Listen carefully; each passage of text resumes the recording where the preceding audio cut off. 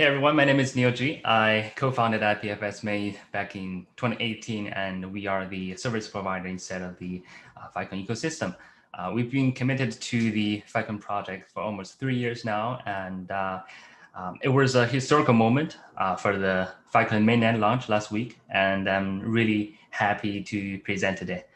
The talk today will be very similar to the miner show and tell I gave last month. I'm going to go through our Filecoin mining solutions, which includes mining architecture and network topology. Then I'm going to talk about our hardware information as well. Let's get started. Over the past 2 years, we have had multiple architecture designs for large-scale Filecoin mining. After thousands of hours of testing, we've decided to use this Filecoin mining architecture. As you can see, when we talk about the architecture, we don't mean the macro architecture. We believe Filecoin mining architecture is the design of a communications network. It includes the physical and logical layout of the network. It also includes the framework of specifications of equipment, services, protocols, and functions of Filecoin mining. In this current mining solution, we are dividing major hardware into 3 different pieces: the storage rigs, seeding rigs, and snarks rigs. And by separating the storage and computational part, this architecture gives us really good scalability and improves the hardware utilization efficiency on a tremendous scale. In this design, we want storage rigs to complete the first step of POST, generate candidates on their own. At the same time, we use seeding rig cluster for seal pre-commit phase 1, aka PC1, PC2, and C1, and snark rig cluster for C2 and window POST. We modify and rewrote part of the code and made some redundancy changes to improve the POST success rate. By doing all that with this mining architecture, we've significantly improved the mining efficiency, especially for P1 and C2. For example, we could manage to finish C2 under 10 minutes at the start of Space Race 1, and we've done some other further improvements recently as well.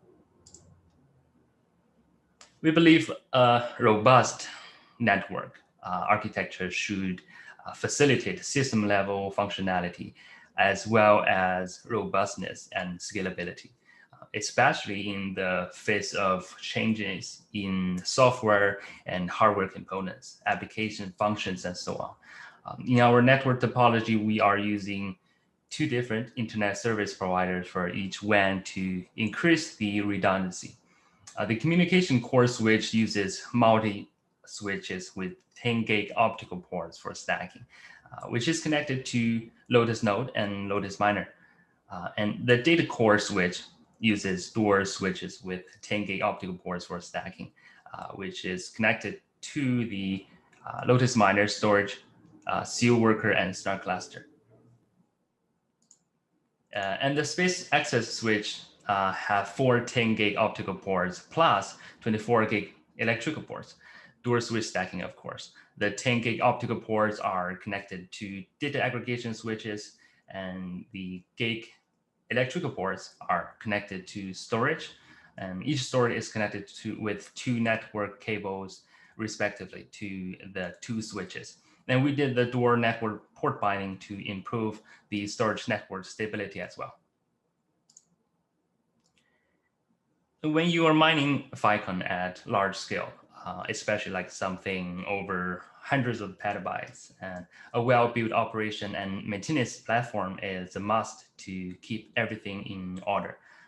So next, I would like to highlight our one-stop O&M platform called File Manager here as part of our Filecoin mining solution.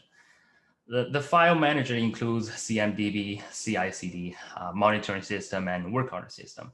I'm going to break it down into details with screenshots for each system. The configuration management database, aka CMDB, is an ITIL database used to store information about hardware and software assets. It is useful to break down configuration items into logical layers. And CMDB helps us understand the relationship between the components of our Filecoin mining system and to track their configurations. It can also be used for things like impact analysis, root cause analysis, and change management. So in the file manager, we use it to help us automatically discover the host, get the host hardware information, identify host failures, and identify which cluster that host is working for in real time. And CI/CD means continuous integration, continuous delivery. It bridges the gaps between development and operation activities and teams by enforcing automation in building, testing, and deployment of applications. Our CI/CD module can help us perform fast and accurate deployment whenever there's an update in the Filecoin network. The component monitoring system provides comprehensive monitoring of the health status of the components like Lotus, Miner, Seal, Storage, Snark, WindoPOST. Like this one, Lotus Monitor helps us node synchronization and monitoring the mempool as well, in case our message is being stuck in the mempool. And the Miner Monitor helps us on order status, miner status, order management, like practicing different pricing strategy and sector lifecycle tracking. The Seal Monitor focuses on the working status of Seal workers, like what is the sector ID and what stage that sector is currently in. It is able to identify various errors that occur during the sealing process and deal with faults automatically. It will stop receiving new tasks until the fault is repaired. The storage monitor helps us on the sector storage status. It will find storage failures actively and perform data migration in real time and make the migration history traceable. Snark monitor focuses on the working status of Snark and the resource demand of it. WindoPOST monitor is responsible for WindoPOST working status and history of all miners. And these monitors, as mentioned, are all part of the component monitoring system. After that, we have the host monitoring interface. All the monitoring system can work together to identify and classify faults in hardware, services, and networks, and notify the corresponding staff to deal with them in time. The work order system manages the workflow and can track various operations and maintenance events. All faults identified through the monitoring system can automatically generate work orders and dispatch them to the corresponding person in charge. This is our exception handling system. The system catches all the exceptions through logs and notified O&M personnel to deal with it. If there are any advanced exceptions like synchronization exception, WindoPOST exception, the system will call the corresponding O&M personnel through the phone interface and ask them to deal with the exception. Hardware information. Just like I presented in the miner show and tell, I believe designing a good Filecoin mining solution is like building a wooden bucket. No matter how high a bucket is, the capacity of the bucket depends on the shortest plan. And Filecoin mining is different. It's different than any other computational crypto mining like Bitcoin or Ethereum.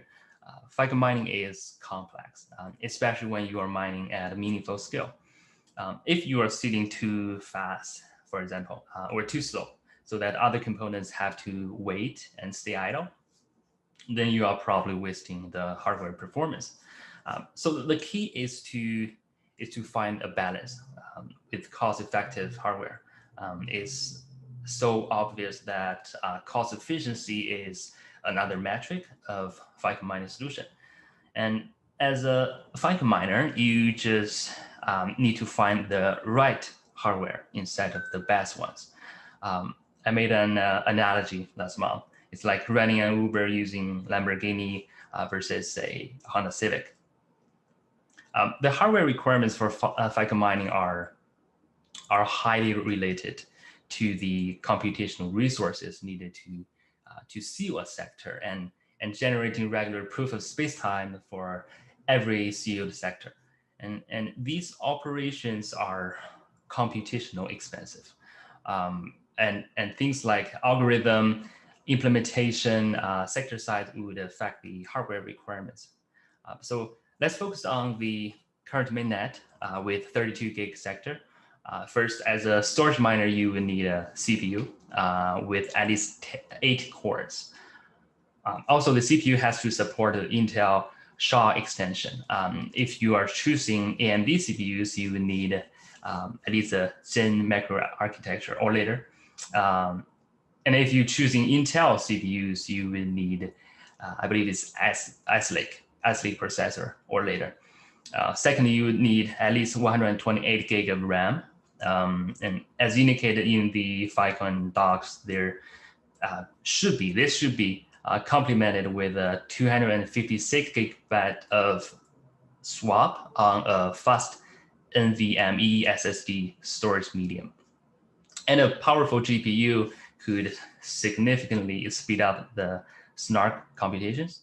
The Filecoin team has provided a list of supported GPUs, but if you want to choose to use other GPUs, you can definitely do that. But you have to manually enable them, and remember, please don't mix the AMD GPUs and NVIDIA GPUs together, as it will cause issues with OpenCL. And the disk selection is really important as well.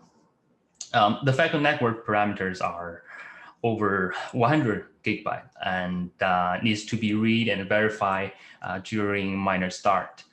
So you will need at least 1 terabyte of NVMe-based disk space for cache storage.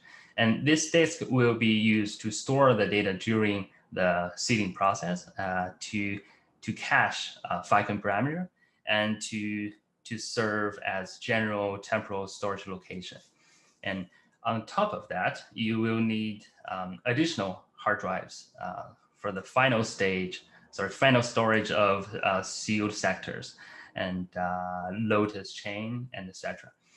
Please note that the above spec I was talking about are general requirements, assuming all the mining operations are running by the same machine, which is different than our mining solution and requirements showing in the current slide. And like I mentioned earlier, we've managed to separate everything into 3 different parts. Another thing I'd like to highlight is that we are ready for the algorithm upgrade from SDR to NIC. And that's actually one of the reasons why we chose current architecture and hardware designs. They're built for algorithm upgrade. And I believe to make Filecoin a successful project, we need to move most of the parties in the Filecoin ecosystem closer to users. The current storage service provider could only go down to the IDC level.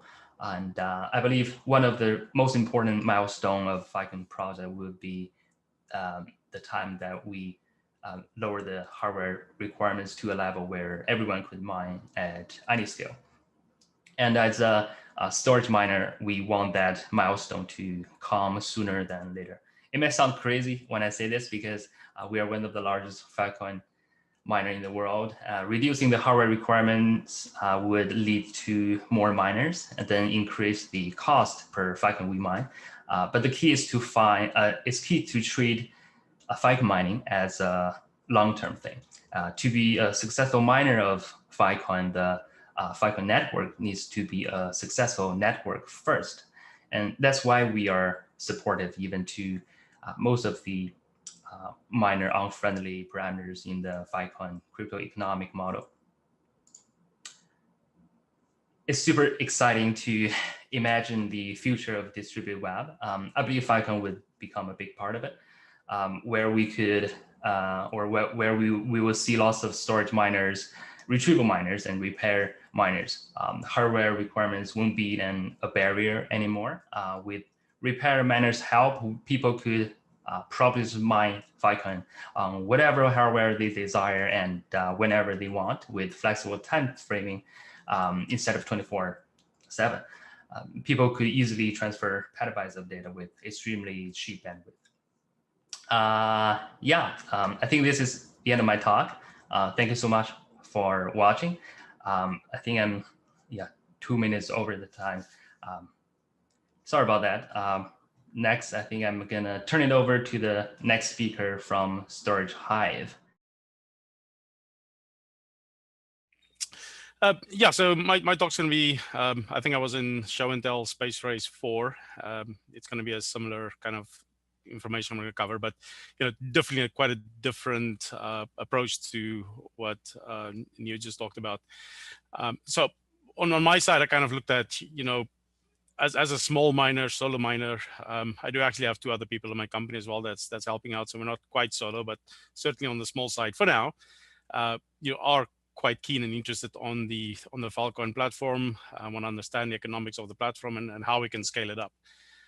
So really kind of focused on how to build the platform as cost effective as possible, and at the same time maintain reliability. So kind of a lot of people talked that what are they doing and what worked. I actually want to step back a little bit and kind of, as my wording says there, you can kind of learn from my mistakes, scratched out experimentation. So that's kind of thing really key for a lot of people that might be new. I know the project's been around for 3 years, but now, of course, as it's going to get more popular, mainnet has launched. I see a lot of the crypto news sites are talking about it. So more and more people are going to come into the platform and want to participate. So hopefully some of the information I will share will help people speed up their process of getting into the platform.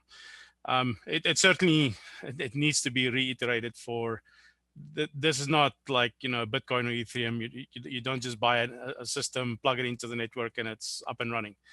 It's a complex platform. There are software involved. There's hardware, storage, networking, internet. All those things have to work really well together to just work in the first place. And then once you kind of get to that level, then the next level is to be able to actually do it cost effectively. So it's not for the faint of heart to get into this. However, if you do and successful, it's really kind of exciting once you get to that point.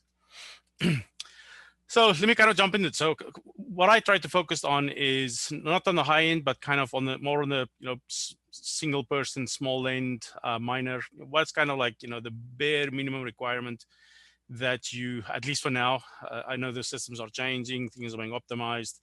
As New also mentioned, he's highly recommending that requirements do come down. But at the moment, the requirements are what it is. So as of today, October 20th, 2020, this is kind of like the minimum requirements that you need to get a miner up and running. There are like 3 major steps to the sealing process. There's pre-commit 1, pre-commit 2. Commit 1 is there, but it runs so fast you don't really notice it. Nobody talks about it. And then commit 2. So it's really kind of the 3 major steps are pre-commit 1, pre-commit 2, and commit 2. And so on pre-commit 1, this step for now, and I know there are actually some changes that it's being worked on. It's in test at the moment that will allow to use multiple cores. So that's will be coming down the line pretty soon. But as of right now, it's still at this point in time heavily based on just CPU and no GPU at the moment for PC1 work. And so kind of on the bad side, like I said, you need an Ice Lake or newer Intel CPU if you want to go that route. But yeah, in general, most Intel CPUs don't really work well, especially on the lower end systems. So I highly recommend that you have an AMD-based CPU, especially Ryzen 3s or Ryzen 5s are really cost effective at the moment to run those, as the multi-threaded option of PC1 is going to become available. Then the Ryzen 7s and Ryzen 9s will probably become more popular for PC1, but for right now, Ryzen 3 and 5 is like really cost effective to get your PC1 rig up and running. But on the chipset side, what I found is not like you have to kind of be careful on the bottom end machines. A lot of them will only support like 32 gigabytes, sometimes only 64 gigabytes. If you do get a motherboard with, there are 2 chipsets. I know the B55 is one, and I think the 450 as well. But the B50 definitely does support 128 gigabytes on the motherboard, because you need at least 64 gigs available for every PC1 process that you want to run. So with having 128 gigabytes available, you will be able to run at least 2 PC1 processors on that one system. Swap space, from what I've learned, is you do actually need a little bit more than what the official documentation says. I've noticed the way the software does the calculation for what's available. There's overhead with other processes and things that's already running on the machine, and you need to make sure that you have space for that. Plus, then for Filecoin to run. So swap space wise, you do want to make sure you have 160 gigs, 160 gigabytes available swap space. Again, should be on NVMe storage to make sure it can swap really fast.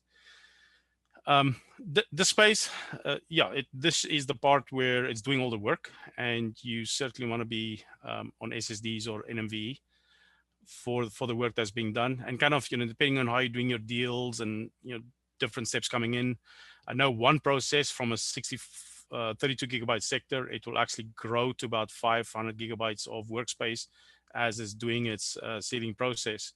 And yeah, so you need probably like bare minimum 1 terabyte. 2 terabyte is certainly more comfortable. But I even seen on some workers, I use 4 terabytes, because depending on, if there are, some tasks that are waiting for deals, or it's kind of waiting for a process, or it has to get transferred to another worker, as all this waiting has happened, it's good if you have extra space so that the system in the meantime can still actually start sealing additional sectors. Networking, I initially started with 1 gig. Don't recommend it. I mean, those 500 gigabyte workspace, when a PC1 gets transferred to a PC2 worker, it's 500 gigabytes that needs to be moved around on the network. And that could take like almost an hour and a half on a 1 gig link. So you certainly want to look at 10 gig. And nowadays, I mean, the prices have come down quite a bit on 10 gig. So it is becoming reasonably affordable. And if you only have a main miner and a few workers, you can probably even just directly cable them. You don't necessarily have to worry about having a switch. Just got to figure out your routing and stuff so that all the machines can reach each other. And yeah, and on the PC1, there's at the moment no GPU needed. So that's kind of like the PC1 process as kind of the bad side and good side that you want to use.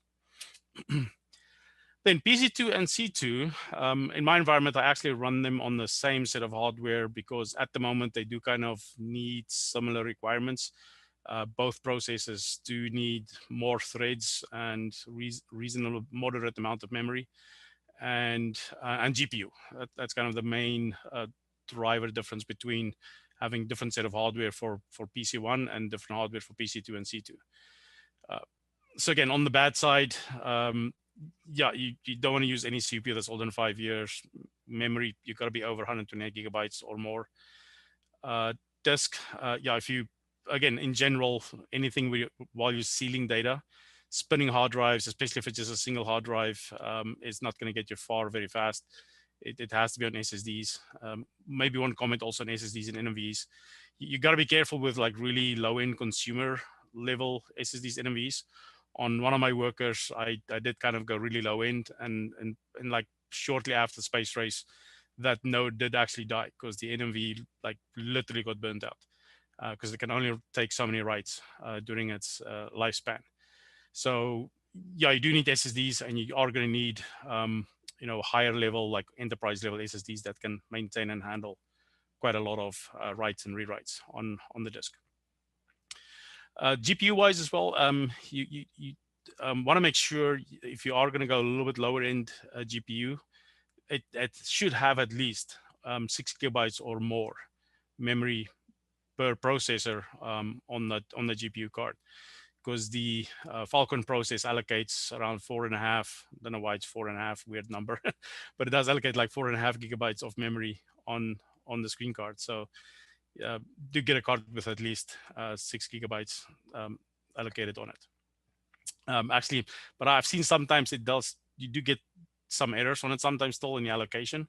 So it is still better to have like a 1080i or something that has at least, I think that's 10 gigabytes of memory on that card. So that's kind of like the sweet spot on the entry level card would be the 1080i. In general, on the awesome side, you do need more threads to do the work of PC2 and C2. So a Ryzen 5 or 7 or 9s work really well for these in general. Again, swap space, it's got to be a little bit higher than the memory that you have on the system. Then yeah, lastly, so on the post, just kind of for people starting out scratch, I've seen like over and over and over on the message boards, this is kind of like the main thing that they trip over. Once they got the PC1 and PC2 working, that's not too hard to kind of get accomplished. But probably the most difficult thing is to get your the window posts to complete successfully in a time frame. And there is it's these Lotus Miner proving deadlines command that you run. It has 48 sections, so it's basically a 24-hour window, 30-minute sections, where every 30 minutes it does prove some of the work that's already been sealed. And the challenge that it sends, you need to be able to do all the work, retrieve the data, do the hash calculation, and send the results, put it on the message pool, and send it back to the chain. And all of that needs to happen in 30 minutes. And if you don't have adequate hardware, that's why you're going to have, so when you see faulty sectors or you lost all your power on the network, it's usually because your posts are just not completing in time. I initially did start with a Ryzen 5 as my main kind of system doing the post, and it was just not fast enough. I did upgrade to the AMD Threadripper, which works really awesome. But I would say now that I've learned a little bit more, it's probably overkill. So you can probably get away with, if you have a dedicated machine for the post, a Ryzen 9 should do the job as well. And again, a good GPU, so at least a 1080i or better, and the memory and the space requirements, that should certainly be able to get you through your post. And just a kind of quick reference, I mean, this is kind of how I monitor my environment. Got a whole bunch of party stations up and running, and seeing what all the systems are doing. It's quite feeling good to see that everything is actually working and sealing some data.